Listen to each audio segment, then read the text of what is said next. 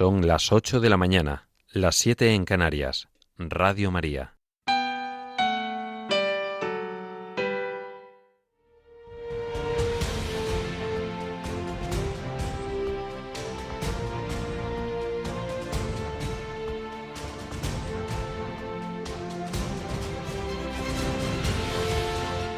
Comienza el Catecismo de la Iglesia Católica. Un programa dirigido por el Padre Luis Fernando de Prada.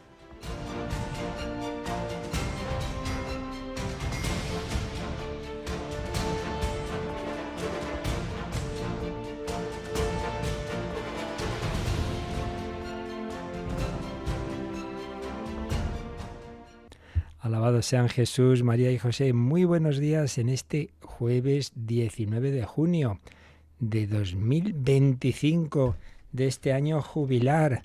Aquí seguimos caminando en este año jubilar de la esperanza y hoy, estos días hemos recomenzado en la lectura continua el Evangelio de San Mateo por el Sermón del Monte, ni más ni menos, donde Jesús va dándonos las claves de su mensaje, donde va comentando los mandamientos, se os dijo, pero yo os digo, y donde nos habla del sentido de la oración, que no es decir palabras. Cuando recéis no uséis muchas palabras como los gentiles, que se imaginan que por hablar mucho les harán caso. No. Lo importante es la actitud del corazón, de hijos, y por eso la oración principal, la que nos ha enseñado el Señor, la oración dominical, comienza así: Padre nuestro que estás en el cielo. Pues la verdad es que ya con eso bastaría. Mi Padre es el creador del mundo, es el Todopoderoso. Creo en Dios Padre Todopoderoso, decimos al principio del credo. Si nos lo creyéramos del todo, nunca tendríamos agobios, tristezas. Pues mi Padre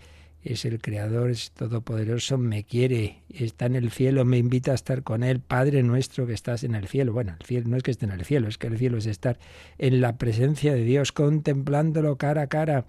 Y si aceptamos su invitación, a ella llegaremos, a esa situación, a esa visión de Dios. Pues vamos caminando, pero hay que pedírselo. Por eso cada día hay que orar, hay que pedir al Señor su gracia para vivir así en su presencia y para llegar a esa plenitud, para llegar al encuentro con el Señor.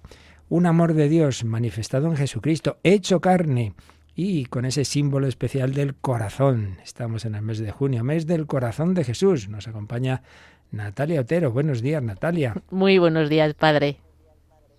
Bueno, pues mes del corazón de Jesús. El otro día retransmitíamos una hora santa desde allí, desde el centro geográfico y espiritual de España, el corazón del corazón de España, donde hace años hicimos todo ese esfuerzo, muchísimas instituciones, asociaciones y también Radio María, para celebrar el centenario de la consagración de España al corazón de Jesús, y tenemos la costumbre de siempre algún acto desde allí, como esa hora santa, retransmitirlo, y particularmente el próximo viernes es, no mañana, sino el siguiente, es la solemnidad del corazón de Jesús. Y tendremos en la víspera una Santa Misa retransmitida desde Calatayud, pero el mismo día del corazón de Jesús, por la mañana, pues nos vamos ahí al Cerro de los Ángeles. Estáis todos invitados, la misa de 10, si Dios quiere la celebrará un servidor, y luego por la tarde desde Zaragoza, el arzobispo de Zaragoza, don Carlos Escribano. Pues ya tenedlo en cuenta para seguir caminando en esta presencia del amor del corazón de Cristo. Vamos haciendo el mes del corazón de Jesús también. Y por otro lado, como solemos hacer en Radio María, un día al mes nos vamos al santuario de la Madre de Dios en Quivejo. ¿No es así, Natalia? Efectivamente, el próximo 22 de junio a las 3 de la tarde, hora peninsular, las 2 en las Islas Canarias, nos trasladamos. Bueno, primero nos unimos en oración con nuestros hermanos de África, rezando desde Quivejo el Santo Rosario de los 7 Dolores de la Santísima Virgen. Claro que sí, a Jesús por María. Y nosotros pues seguimos hablando de este sacramento que estamos intentando mostrar frente a esas ideas pues un poco tétricas que mucha gente tiene, y de qué horror, que no vengan a darme lo que llamábamos la extrema unción, y que Debemos cambiar el nombre y mejor es la unción de los enfermos, como ya se nos indicó hace más de medio siglo en el Vaticano II, pero aún seguimos con la extrema unción. Y a la vez contando la conmovedora historia de este matrimonio italiano y de esta mujer Chiara verdaderamente heroica. Pues seguimos conociendo esa historia. Hay que vivir todos los momentos de la vida, también el sufrimiento, el dolor y la muerte en la esperanza. Dios sabe siempre más. Pues seguimos conociendo esta vida y vamos caminando también en agradecer al Señor que nunca, nunca nos abandona, que también hay un sacramento especial para esos momentos de dolor, de enfermedad y por supuesto de la muerte.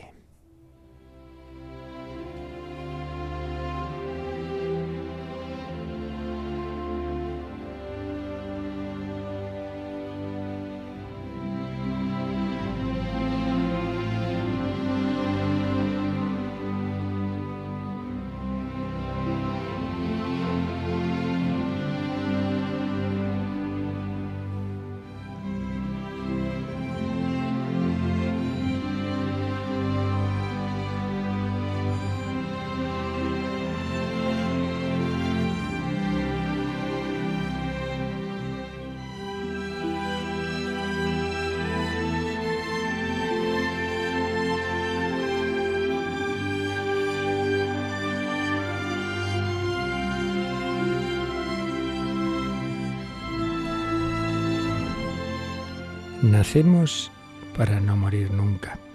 La historia de Chiara Corbella. Bueno, pues recordemos que Chiara está embarazada de Francesco, es el tercer hijo, pero el primero del que se comunica que viene con plena salud, sin ningún problema, a diferencia de los dos anteriores que los acogieron sabiendo que iban a vivir unos minutos, como así fue, y sin embargo pues no dejaron de vivirlo con fe, con esperanza, con amor, arriesgándose incluso frente al consejo, como ya es por desgracia habitual hoy día de los médicos del aborto. Y ahora que viene el niño, bien, el problema está en la madre. El problema es un tumor agresivo, que hay que operar cuanto antes, pero ella dice que no, que hay que esperar que nazca el niño. Y dicen, bueno, pero entonces adelantamos el parto. Bueno, pero no lo adelanten demasiado. Y ahí estaba la cuestión, una mujer que ante todo piensa en su hijo y unas opiniones de casi todo el mundo, a excepción del marido, que también, aunque le cueste, pero comparte ese amor de su mujer hacia el hijo, pues casi todo el mundo quería adelantar el parto y ahí están las discusiones. La fecha del parto se tiene que retrasar una semana de lo que al final se había acordado, porque el médico va a participar en un congreso. Chiara se alegra, su oración ha sido escuchada. Y dice el marido, Enrico, dejó luego escrito, y quizá si hoy tengo a Francesco es porque esa fue su elección de Chiara, porque nadie me podría asegurar, si hubiéramos elegido de otra manera, que nuestro hijo viviría.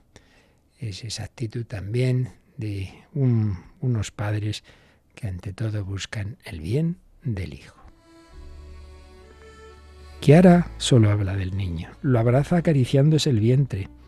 Una tarde, cuenta el matrimonio que nos relata esta vida que estamos resumiendo, Chiara cogió aparte a la mujer, a Cristiana, y le dijo que querría hacer memoria de su historia escribiendo y dibujando un cuento para cuando lo pudiera leer Francesco. Quería que sus dos hermanitos, los que habían muerto al nacer, no fueran olvidados después de su llegada. Tiene estos dos grandes regalos al lado y quiero que los conozca bien. ¿Y quién mejor que nosotros para contárselo? Tampoco esta vez quería ser ella la que decidiera el día del nacimiento. Quería dejarlo a la providencia de Dios. Y ahí tenemos este matrimonio con paz, con alegría, haciendo bromas incluso. Cuentan los biógrafos, siempre nos hacían reír. Eran tan felices que no nos lo podíamos creer. Con ese cáncer, con esa situación y con paz y alegría. Iban preparando vestidos a Francesco. Chiara estaba muy emocionada. Era la primera vez que sabía que su hijo iba a vivir. Doblarlos uno a uno era un pasatiempo que le daba la impresión de prepararse mejor para el acontecimiento, mientras el marido Enrico hizo grandes obras en la casa para acoger al pequeño. El 30 de mayo a las 6:30 de la mañana, el matrimonio, Chiara y Enrico, están esperando a Daniela. Daniela es esa otra amiga que es médico y ella les acompaña siempre en estos momentos difíciles.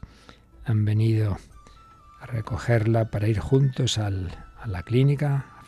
Frate Bene Fratelli se llama la clínica, es el día del parto. Los dos jóvenes esposos van a misa en la iglesia del hospital. Daniela les dice: yo pienso en las cosas de aquí, vosotros en las de allá. Vemos cuál es la sala del parto y después haced lo que tengáis que hacer. Después de una hora, Daniela vuelve a llamarlos. Cuando están arriba, esperando, Enrico y Chiara rezan laudes y Daniela se une a ellos. Qué extraño, piensa mirando alrededor. Es el sitio donde ella, como médico, va todos los días a trabajar, pero ahora está ahí rezando con este matrimonio. Nace Francesco en la semana 37ª, apenas un par de semanas antes del final de la gestación.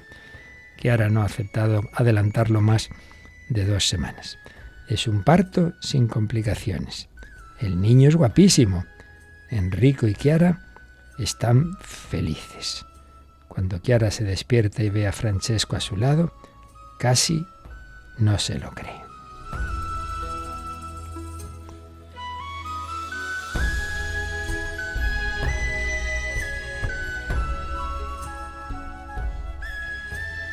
El parto fue lento y dulce. En la sala había un ambiente tranquilo. Dice Chiara, estábamos Enrico, Daniela, la obstetricia y yo. Después de algún empujón vino al mundo un pequeño morenito y chillón que se agarró a mí y empezó a chupar. Fue un gran regalo al que tuve que renunciar con los anteriores hijos, con María y Davide. Era muy feliz de darle lo que todas las madres de manera natural les dan a sus propios hijos para hacerles fuertes. Sabía que mi papel en aquel momento era ese. No debía hacer nada más ni nada menos, solo tranquilizarlo y prepararlo para el encuentro con el mundo exterior. Tenía miedo de no tener fuerza después de la intervención para tener en brazos a Francesco y que se sintiera abandonado. Recordemos que antes había tenido una operación, pero solo la operación de la lengua, que no implicaba peligro para el hijo, pero que había sido muy dolorosa. El niño ahora era muy sensible y necesitaba contacto físico. Aquella tarde, Enrico y yo lloramos juntos en silencio. No nos habríamos querido separar nunca. No sabíamos que nos íbamos a encontrar. Porque ahora ya sí que hay que ir pensando en la operación de Chiara. Chiara debe someterse a otra operación para limpiar los ganglios linfáticos. Debe hacerse cuanto antes posible. Quizá pueda amamantar a Francesco pronto después de la operación. De todas maneras, ella ya ha pedido a un par de mujeres de confianza que la sustituyan cuando ella no pueda dar de mamar. Acepta, por el bien de su propio hijo, que sea otra la que lo alimente. Chiara ha llegado hasta donde puede por el bien de Francesco. Ha aceptado los límites de su cuerpo, pero ha entendido que el único modo de amar es ser ella misma. Acepta su cuerpo también ahora con la incapacidad de alimentar a Francesco. Se acerca la operación, la tarde del 1 de junio. Chiara está en silencio. Le preocupa, le asusta el discurso del cirujano sobre los riesgos y los posibles resultados y evolución de la operación. Y llega el 3 de junio. Han pasado 79 días desde aquella intervención en la lengua. Ahora hace falta, además de limpiar los ganglios linfáticos, revisar esa herida de la lengua. Su amiga Elisa la acompaña a la planta de la cirugía. Chiara debajo de la sábana sonríe de vez en cuando. Elisa se queda con ella hasta el momento de entrar en el quirófano. Después de despedir a Chiara, no deja de rezar y esperar. Y el marido y los amigos salen, mientras tanto, a la orilla del Tíber y leen el Evangelio del día, que parece como que ese Evangelio habla de Chiara. Fijaos lo que decía precisamente el Evangelio de ese día. En verdad os digo que lloraréis y os lamentaréis, y en cambio el mundo se alegrará. Vosotros estaréis tristes, pero vuestra tristeza se convertirá en alegría. La mujer cuando va a dar a luz está triste porque ha llegado su hora, pero una vez que ha dado a luz un niño ya no se acuerda del sufrimiento por la alegría de que ha nacido un hombre en el mundo. Así pues, también ahora vosotros os entristecéis, pero os volveré a ver y se os alegrará el corazón, y nadie os quitará vuestra alegría. Es un evangelio que consuela, que infunde fuerza. A Enrico se le viene a la cabeza la lectura de las laudes de esa semana. Cambiaré su duelo en gozo, los consolaré y alegraré su pena. Pues ahí están esperando al final de la operación y ahí lo vamos a dejar nosotros. Y ya seguiremos contando esta historia de dolor y de gozo, pero sobre todo de fe y de confianza en el amor de Dios, que siempre sabe lo mejor para todos nosotros.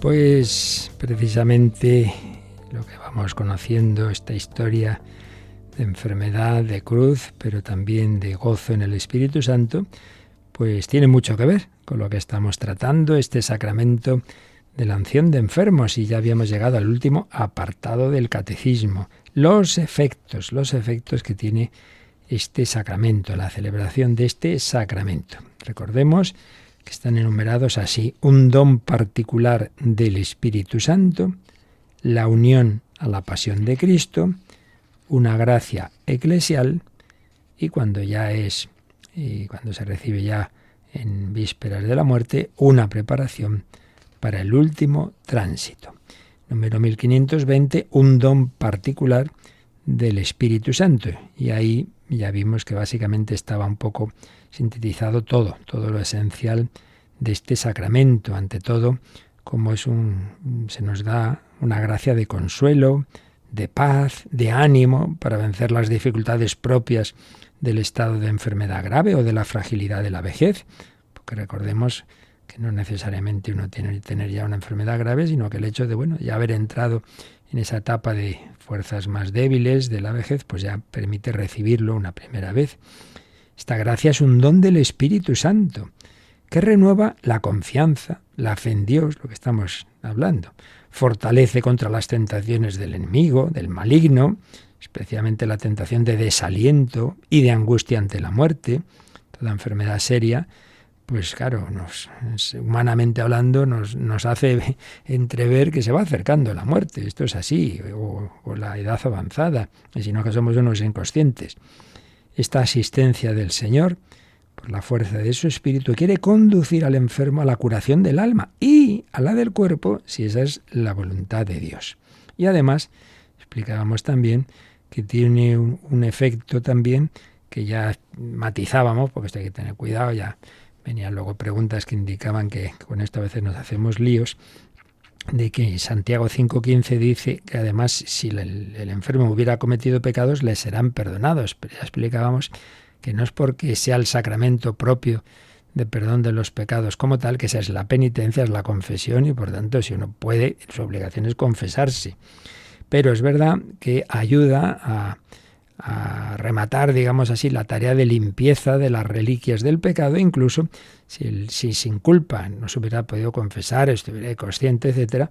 Bueno, pues ahí sí puede suplir, repito, sin culpa, y si interiormente la persona tenía ese deseo, ese arrepentimiento y ese deseo de confesarse. Pero habíamos comenzado ya, y es donde íbamos a detenernos más, un segundo punto. Después de un don particular del Espíritu Santo, se nos habla de la unión a la pasión de Cristo. No nos olvidemos que el cristiano no es el que tiene un modelo lejano y por sus fuerzas se intenta parecer a él. No. Es el que deja entrar a Cristo en su vida desde el primer momento, que es el bautismo. Es la primera configuración a Cristo, pero toda la vida cristiana debe ser ir profundizando esa configuración, pero configuración con Cristo en su misterio pascual, en aquel que siendo Dios se hizo hombre, se rebajó y que llegó a la muerte y muerte de cruz y luego a la resurrección. Por eso configurarnos a Cristo en su misterio pascual es configurarnos a su pasión, muerte y resurrección. Bueno, pues ahora particularmente en la enfermedad grave es la configuración a la pasión. Así que vamos, Natalia, a leer lo que nos dice este número 1521. La unción a la pasión de Cristo. Por la gracia de este sacramento, el enfermo recibe la fuerza y el don de unirse más íntimamente a la pasión de Cristo. En cierta manera, es consagrado para dar fruto por su configuración por la pasión redentora del Salvador. El sufrimiento, secuela del pecado original, recibe un sentido nuevo, viene a ser participación en la obra salvífica de Jesús. Así pues, este es el efecto en el que nos fijamos ahora, bien bello, bien bello. Esa unción nos une a la pasión de Cristo y nos dice más en concreto que el enfermo recibe la fuerza y el don, es un don, no es algo que podemos hacer por nuestras fuerzas, el don de unirse más íntimamente.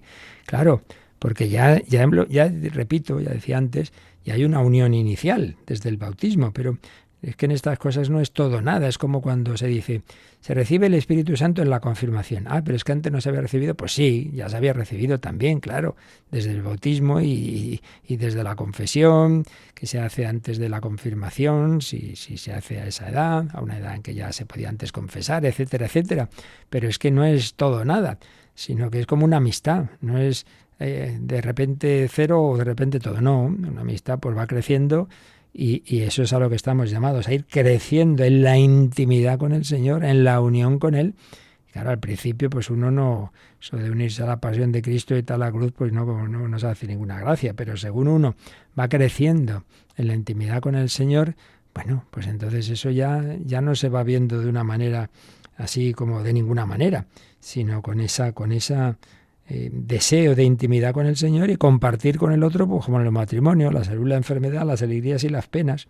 Pues ahora es el momento de unirnos a Cristo que ha sufrido por ti, pues yo quiero sufrir contigo, Señor.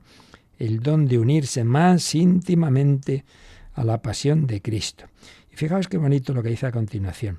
En cierta manera, esa persona que es ungida dice, es consagrado para dar fruto por su configuración con la pasión redentora del Salvador. ¿Qué quiere decir esto?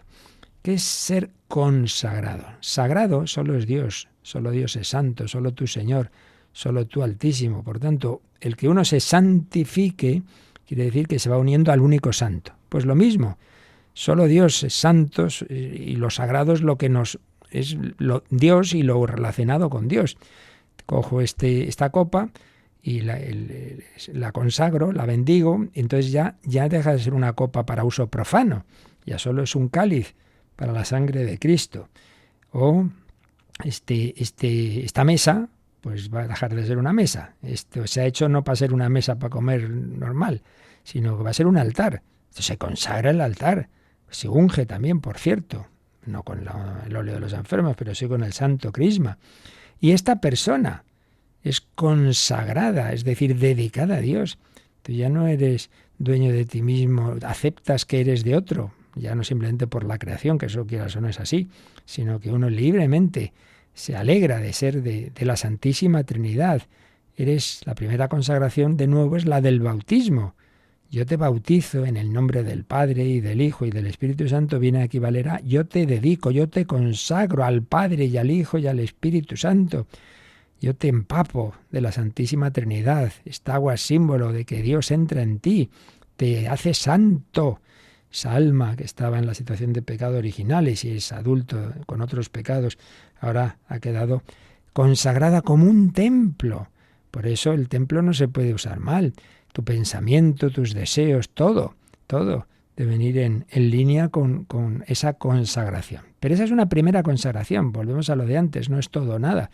Puedes seguir tu ser cada vez más siendo del Señor, porque es verdad, sí, yo recibí ya en mi alma, en el núcleo de mi alma, esa presencia de Dios, he sido consagrado, pero eso no quiere decir que todos mis pensamientos, sentimientos, deseos, acciones ya sean como deben ser, pues no, ya bien sabemos que no. Por eso hay que seguir toda la vida, recibiendo la gracia que cada vez nos acerca más al Señor, nos hace ser más de Cristo, cada vez pensar más como Él, eso que dice San Pablo, de tened la mente de Cristo y los sentimientos de Cristo, que dice el famoso himno de Filipenses 2, tener los sentimientos de Cristo Jesús. ¿Y eso cómo se hace? Bueno, pues más que cómo se hace, cómo se deja hacer. Deja que el Señor entre más y más en ti, ante todo por los sacramentos, y los que se reciben una vez, bautismo, confirmación y en su caso orden sacerdotal, y lo que se pueden recibir con mucha frecuencia, como es sobre todo la Eucaristía y la confesión. Y este otro que se puede recibir más de una vez y que, dependiendo si uno vuelve a estar enfermo gravemente, etcétera, y cada vez estos sacramentos como que hacen más profunda esa unión con el Señor. Entonces cada vez nos consagran más. Pero aquí el matiz de esta consagración es que me une más a Cristo, eso toda la consagración, me une más a la Santísima Trinidad, pero en concreto me une más a Cristo por la configuración con su pasión, Si dice San Pablo, ya no soy yo quien vive, es Cristo quien vive en mí, aquí podríamos decir, ya no soy yo quien sufre, sino Cristo quien sufre en mí. Ya no estoy solo, estoy con Cristo en la cruz. Y por eso, dice también, configuración con la pasión redentora del Salvador, de manera que el sufrimiento, que en sí mismo históricamente ha sido secuela del pecado original, ahora recibe un sentido nuevo. Viene a ser participación en la obra salvífica de Jesús. Es decir, que lo que en sí mismo es malo, ese sufrimiento, ahora ayuda, colabora a la salvación del mundo. Primero a tu propia salvación. Estos sufrimientos me ayudan a purificarme cada vez, a que mi alma esté más limpia. Me van preparando para cuando llegue ya el encuentro con el Señor y que se cumpla esa bienaventuranza. Bienaventurados los limpios de corazón, porque ellos verán a Dios. Mientras no esté plenamente limpio no puedo verlo. Si no quedo limpio aquí, pues necesitaré la purificación ultraterrena que llamamos el purgatorio. Pero no solo me purifica a mí, sino que colaboro a la redención del mundo. Claro, lo que el ángel y la Virgen les pide a los pastorcitos de Fátima, ¿no? Les dice que sus oraciones y sacrificios ayudan a salvar las almas, porque el Señor nos pide colaborar con Él, con todo, con la oración, con el apostolado, con la palabra, pero también con el sufrimiento. El famoso texto fundamental que ya comentamos, de San Pablo a los Colosenses, completo en mi cuerpo lo que falta a la pasión de Cristo por su cuerpo, que es la Iglesia. No es que falte a la pasión de Cristo como tal, pasión en sí misma, sino a que la vivamos en nosotros. Completo lo que falta a la pasión de Cristo en mí.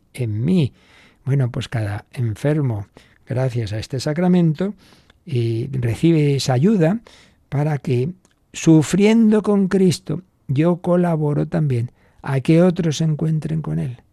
Esto es un misterio, pero es así. La salvación no ha sido hecha solo por la encarnación, por las palabras de Jesús, por sus milagros, sino, ante todo, por el misterio pascual, es decir, por el sufrimiento, pasión, muerte y resurrección. Este es el camino, unidos con el Señor. Por eso, cristiano no sufre en balde. Esto no es una cosa absurda. Me purifica, me hace humilde, me hace comprensivo, pero me hace apóstol. Apóstol desde el lecho, apóstol en la enfermedad. Ay, Dios mío, cuánto nos cuesta creernos esto, cuánto dolor perdido, cuántas quejas, cuando en realidad estás en el momento de más fecundidad, porque lo más fecundo hay más que ver la vida de los santos y los sacerdotes con muchísimo fruto. El Padre Pío, que vamos a decir, el Santo Cura de Ars, que era lo más importante en ellos. Su predicación, su palabra, lo más importante era, por supuesto, la Santa Misa, pero lo mucho que sufrían. El Padre Pío hasta con los estigmas, la unión con Cristo crucificado, eso es lo más fecundo. Si el grano de trigo no cae en tierra y muere, no da fruto, pero si muere, da fruto en abundancia. Pues vamos a quedarnos mirando a Jesús crucificado. Vamos a pedir que los que me estéis escuchando, pues con dolor, con enfermedad, una enfermedad seria, incluso alguno pues ya cerca de la muerte, que no vamos a la nada, que vamos a la gloria, pero a la cruz, a la luz por la cruz, a la gloria por la unión con Cristo crucificado. Vamos a mirar a Jesús ahí mirando, ahí poniéndonos al pie de la cruz. Cierro los ojos e imagino tu madero y la sangre que derramas sobre el polvo del camino. Me pregunto qué ha ocurrido y por qué me he merecido que tu corazón de niño se desgarre por el mío. Me pregunto por qué a mí me has escogido, por qué has querido entregarle a esta pobre tu cariño. Deja que tu sangre se derrame por las piedras que con tus rodillas pisas, desgarrándote la piel por mí, y déjame empapar la piedra de mi corazón para que lata junto al tuyo y así empiece a ser de carne. Deja que tu gloria me levante con la cruz, que al elevarse me ha extasiado y me ha cegado con su luz. Y déjame quedarme contigo al pie de la cruz, para que mi último suspiro sea contigo, mi Jesús. Y déjame quedarme aquí, déjame contigo aquí quedarme. Déjame quedarme contigo al pie de la cruz, para que mi último suspiro sea contigo, mi Jesús.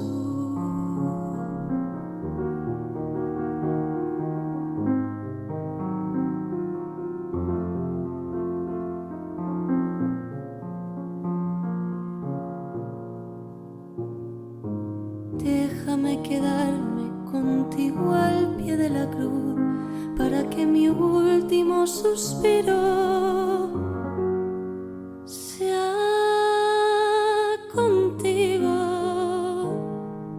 mi Jesús.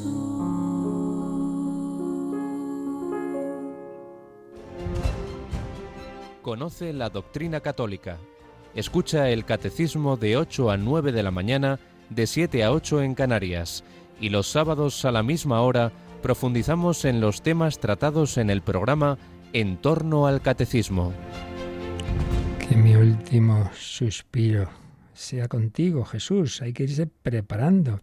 Pero, aunque queden años, pues siempre irse configurando con Cristo crucificado y resucitado. Vamos a recoger párrafos, resumido un poco, una obra que ya cité, es anterior, el Vaticano II, todavía se usaba la expresión extrema unción, pero la doctrina nos ayuda siempre, es la misma, lo esencial es lo mismo, por supuesto, una serie de reflexiones que ayudan a esto, a comprender mejor esta configuración con Cristo en la pasión y en la muerte. Y creo que por eso vale la pena. Me refiero a la teología dogmática de Michel Smaus. Recordaba cómo este sacramento hace que quien lo recibe se convierte en representación y aparición, de alguna manera, de Cristo, que llega a la gloria pasando por la muerte y la resurrección. Si, según San Agustín, el cristiano debe ser llamado, en cierto modo, Cristo, eres un... Claro, desde nuestro bautismo, recordad que se unge la coronilla con el santo crisma, porque, pues eso, Cristo, crisma, Cristo significa ungido, el cristiano es ungido para ser como un Cristo en este mundo. Bueno, pues ahora esta unción, con este sacramento, hace que el cristiano pueda ser llamado, ya más en concreto, Cristo crucificado y resucitado para la gloria. Dice bellamente Smaus, es un monumento en honor del Señor muerto por nosotros, de mucho más valor que todos los monumentos de piedra, por supuesto. Cuando el que recibe este sacramento capta en su conciencia y corazón este sentido del sacramento, lo que fue primero glorificación objetiva de Dios, ahora, digamos, en sí mismo lo fue, has recibido esta unción, pero ahora si lo recibes conscientemente, mucho mejor, se convierte en honra consciente y voluntaria de la gloria del Padre Celestial y de Cristo sacrificado en la cruz.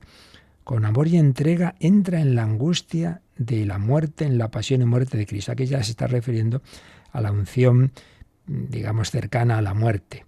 Obediencia al Padre Celestial que juzga y perdona en la muerte. Solo quien está unido en el Espíritu Santo y a través de Cristo con el Padre puede estar así dispuesto. Dios revela siempre su gloria, realizándola en modos limitados, en modos finitos. El Padre Celestial revela su gloria en la unción a través de Cristo, configurando al fiel que recibe este sacramento, configurándolo con su Hijo encarnado y glorificado a través de la cruz. Esta configuración con Cristo es el efecto fundamental que obra la Santa Unción. San Alberto Magno, maestro de Santo Tomás de Aquino, escribió: mediante la unción somos asemejados al resucitado. Es administrada, cuando se administra a los moribundos, es administrada en el signo de la unción junto con la gloria futura, cuando los elegidos han sido completamente despojados de la mortalidad. Esto es este detalle importante. No solo nos configura con el crucificado, sino con el resucitado, porque tu cuerpo ya es el cuerpo de Cristo, que todavía está sufriendo, pero pronto va a resucitar. Bueno, el alma entrará en la gloria si ya está purificada. El cuerpo es verdad que la resurrección será al final de los tiempos, pero ya es un cuerpo sagrado y por eso la Iglesia trata bien. No se puede hacer cualquier cosa con un cadáver y por eso en el entierro está previsto la incensación de la caja, del cadáver, el agua bendita, etc. Ya en el bautismo y confirmación, lo que decíamos antes, el hombre es asemejado a Cristo. Y ahora la semejanza a Cristo, fundada en esos sacramentos, que había concedido participación en el reino, doctrina y sacrificio del Señor, y un puesto especial dentro de la Iglesia, esa semejanza no puede ser borrada. Ahora, en cambio, la semejanza a Cristo, que se da en la unción de enfermos, no es ese carácter indeleble del bautismo y la confirmación, pero completa lo ocurrido en ellos y destaca algunos rasgos de la semejanza con Cristo. ¿Cuál? Pues ya lo estamos diciendo, la semejanza con Cristo en cuanto el Señor ha llegado a la gloria a través de la pasión y de la muerte. Entonces, me configura con Él en estos momentos difíciles. La unción, como ya en su momento vimos, se usaba mucho en Israel. Se ungía a los reyes y los sacerdotes, por tanto significa una vida regia y sacerdotal. Bueno, pues ahora, por la unción de enfermos, se hace un pasito más, se da un pasito más, para configurarme con ese Jesús que empezó en sus días mortales y cumple ahora perfectamente en el reino del Padre el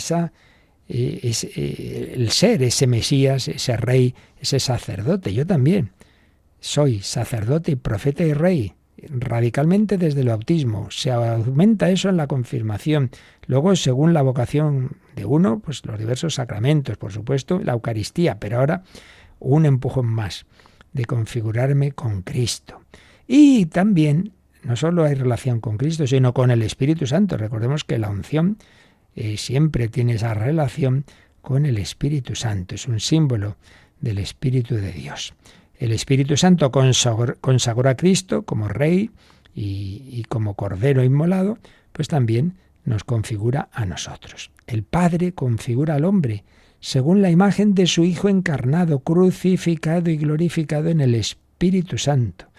Creo que esta expresión pues es un poco resumen de todo lo que estamos diciendo. Por la unción de los enfermos, el Padre configura a ese enfermo según la imagen de su Hijo encarnado, crucificado y glorificado, y lo configura en el Espíritu Santo, que no lo olvidemos, es el amor personificado del Padre y del Hijo. De esta manera, la unción perfecciona y completa esa participación en Cristo, Rey, profeta y sacerdote, que había empezado en el bautismo y en la confirmación. Así, la nueva asimilación a Cristo implica una unión más viva del hombre, en este caso del enfermo y en su caso del moribundo, con Cristo. Quien recibe la unción es injertado más hondamente en la muerte de Cristo y preparado, nos va preparando la unción, si es ya la última o si son pues las que se han ido recibiendo, pues cuando uno entra en la ancianidad con una enfermedad grave, luego se recupera, pero son pasitos que nos van configurando con Cristo y consagrándonos para el momento de volver a casa, de la vuelta al Padre, de la mano de Cristo, y no de la mano, sino en el corazón de Cristo. Porque el Señor ha ido haciendo esta obra a lo largo de mi vida de unirme a Él. Esto yo no lo puedo hacer por mis fuerzas. Eso sí, tengo que dejarme hacer. Por eso ya hemos dicho y repetimos que los sacramentos no son magia y necesitan, cuando uno ya es adulto, claro, que uno quiera. Si uno no se arrepiente, pues ya, la confesión no vale. Es necesario la contrición. Si uno no quiere esa unión con el Señor, aunque le den la unción, si internamente él no tenía ninguna intención, pues ya me dirás. Siempre se presupone esa libertad, pero supuesto eso, es mucho más obra de Dios que del hombre. Del hombre es eso que ya decía San Ireneo, lo propio de Dios es hacer, lo propio del hombre dejarse hacer, déjate hacer y deshacer. En este caso deshacer por el dolor, por la enfermedad, pero vivido con Cristo, pues se vive con paz y con esperanza. Bueno, pues este es el segundo efecto, dentro de que todos están relacionados. De hecho, ya decíamos que el primero, el don del Espíritu Santo, ya un poco englobaba a todos los demás. Pero bueno, con matices, digamos, cada uno de ellos nos ayuda a ver esos aspectos más particulares. Y de hecho, vamos a dejar leído por lo menos, aunque no dé tiempo a comentarlo, siempre recordemos que todo don que recibimos de Cristo a través de la Iglesia que Él ha fundado, siendo algo personal y personalísimo, a la vez es algo eclesial. Esto lo decíamos, por ejemplo, de la comunión. Hombre, la comunión que yo recibo no es la que recibe el que está al lado. Esto es un abrazo que Jesús me da a mí. Mi comunión es la mía, sí, pero la comunión no es una cosa individualista que yo a mi aire hago como quiero, no, es dentro de una celebración eclesial que tiene que hacer un sacerdote o un obispo, bueno, que es la plenitud del sacerdocio, el episcopado, que se hace en comunidad, por eso la liturgia de suyo, ya lo vimos también, es comunitaria, y la unción, el ideal es esa celebración, pues bien sea en la parroquia, cuando los enfermos pueden acudir allí, a ella, o bien en casa, pero con la familia, etcétera, en una dimensión comunitaria. Pero en cualquier caso, aunque está el enfermo solo y llega el sacerdote y están solo los dos, siempre es algo eclesial. no es algo individualista. Y eso es lo que nos va a decir el siguiente número, el tercer efecto, don particular del Espíritu Santo, unión a la pasión de Cristo. ¿Y qué nos dice el 1522? Pues vamos a leerlo, Natalia. 1522. Una gracia eclesial. Los enfermos que reciben este sacramento, uniéndose libremente a la pasión y muerte de Cristo, contribuyen al bien del pueblo de Dios. Cuando celebra este sacramento la Iglesia, en la comunión de los santos, intercede por el bien del enfermo. Y el enfermo, a su vez, por la gracia de este sacramento, contribuye a la santificación de la Iglesia y al bien de todos los hombres, por los que la Iglesia sufre y se ofrece por Cristo a Dios Padre. Bueno, pues también hay aquí mucha enjundia, ¿eh? Una gracia eclesial, no es puramente algo entre el Señor y yo, que lo es, entre el Señor y yo, pero no solo, sino que siempre en la familia de la Iglesia, siempre. Y por eso dice que el enfermo, al unirse, bueno, es una cita del Vaticano II, de la Lumen Gentium 11, los enfermos que reciben este sacramento, uniéndose libremente a la pasión y muerte de Cristo, contribuyen al bien del pueblo de Dios. Lo que os decía antes, yo colaboro al bien de los demás, uniéndome a Cristo en su pasión. Y me uno pues a través del don del Espíritu Santo que me comunica la unción de los enfermos. Entonces, sí, muy bien, yo quiero unirme a Cristo, le pido su gracia, pero no simplemente para yo vivir mejor la enfermedad, sino para desde aquí, como os decía antes, ser misionero desde el lecho. Enfermos misioneros, muy importante, muy, muy importante. Cuánto dolor se pierde, cuánta enfermedad vivida tontamente por no incorporarla, por eso a la pasión de Cristo, por eso el ofrecimiento de obras de la apostolada de oración tan importante, con unas fórmulas otras eso es lo de menos, pero la idea, ¿no? Esa fórmula tan bella que tenemos en España desde hace bastantes años, que decimos, yo, corazón de Jesús, yo te ofrezco mis obras y oraciones, sufrimientos y alegrías, todo, ¿veis? Obras y oraciones, sufrimientos y alegrías de hoy en reparación de nuestros pecados y para que venga a nosotros tu reino. Ay, pero ¿yo qué puedo hacer? Ya lo conté más veces. Una mujer había sido un alma consagrada a Dios, al apostolado. Yo la atendía cuando estaba en una parroquia, de vez en cuando le iba a visitar, confesaba, etcétera. Y un día me dice, fíjese usted, las cosas que he hecho yo en mi vida y tal, y ahora aquí no puedo moverme del sillón. Y yo le dije, bueno, ¿y qué hacía Jesús en la cruz? Se quedó parada, me miraba y dice, pues tienes razón.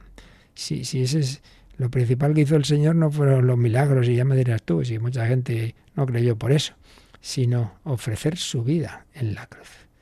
Pues ahora le toca a usted ofrecer su vida aquí, desde el sillón, desde el lecho, hasta que ofreció la vida en la muerte. Pues sí, se colabora a la pasión de Cristo.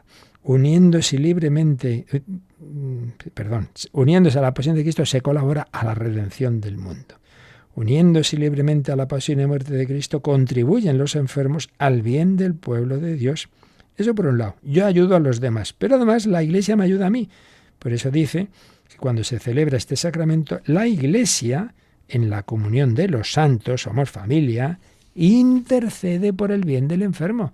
Recordemos que el texto clave de la carta de Santiago habla de eso, de recibir el sacramento en comunidad, de rezar por el enfermo, todos los que estén allí. Y el enfermo, a su vez, por la gracia de este sacramento, ha sido ayudado por la oración de la Iglesia y él, a su vez, contribuye a la santificación de la Iglesia y al bien de todos los hombres, por los que la Iglesia sufre y se ofrece por Cristo a Dios Padre. Si es que es siempre lo mismo.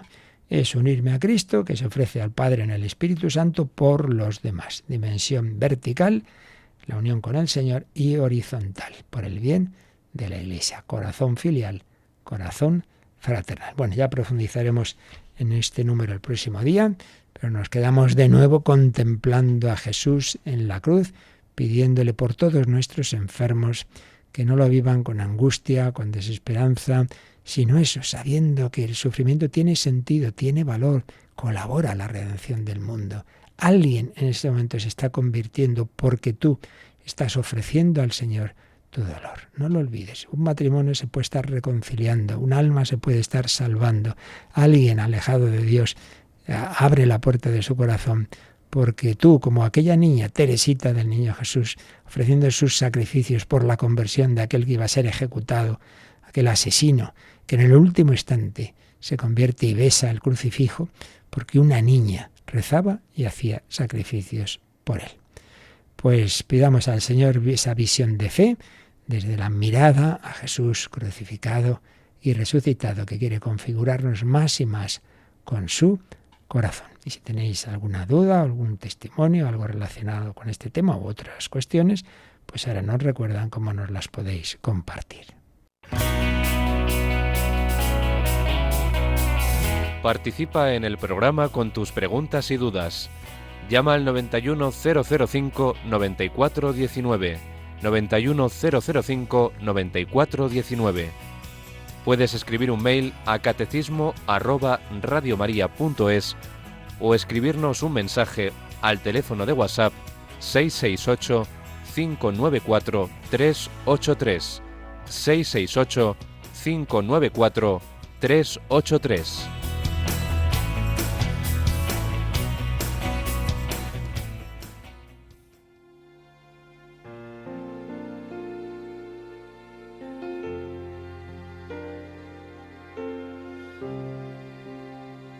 Siendo Dios, fuiste tan humilde, hombre, tú te hiciste traicionado y rechazado. Siendo Dios, tomaste mi lugar, cargaste en tus hombros mis heridas y pecados. Fue por mí.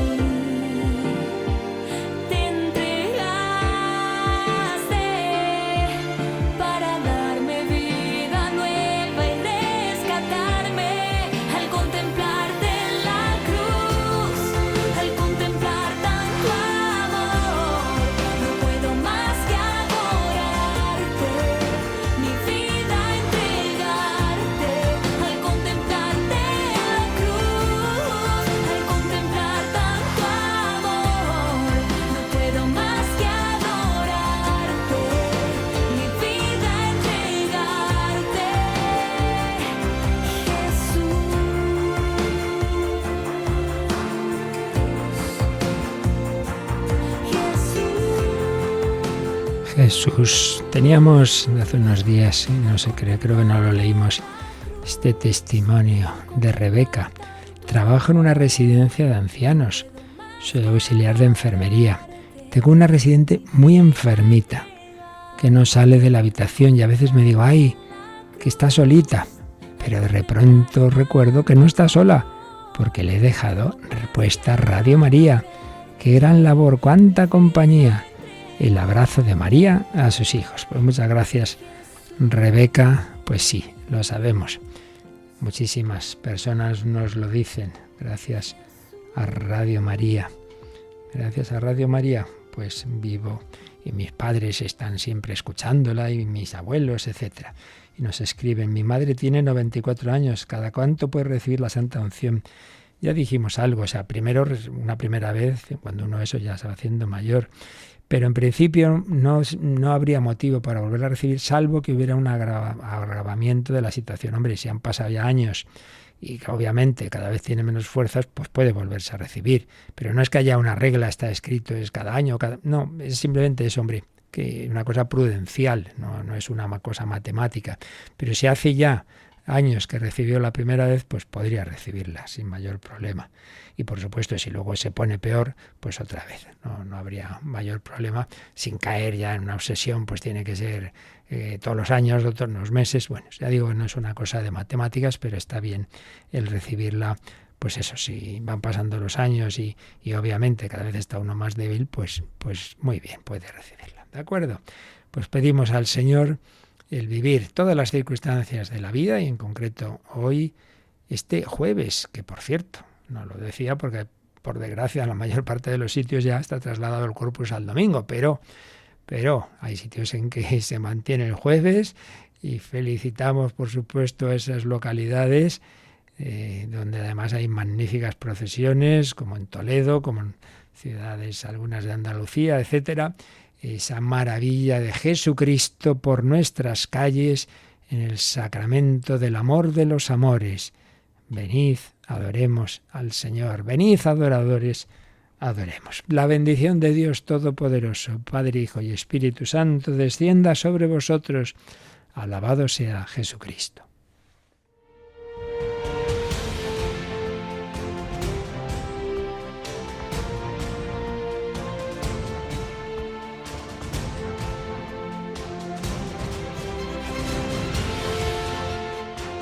Han escuchado en Radio María el Catecismo de la Iglesia Católica, un programa dirigido por el Padre Luis Fernando de Prada.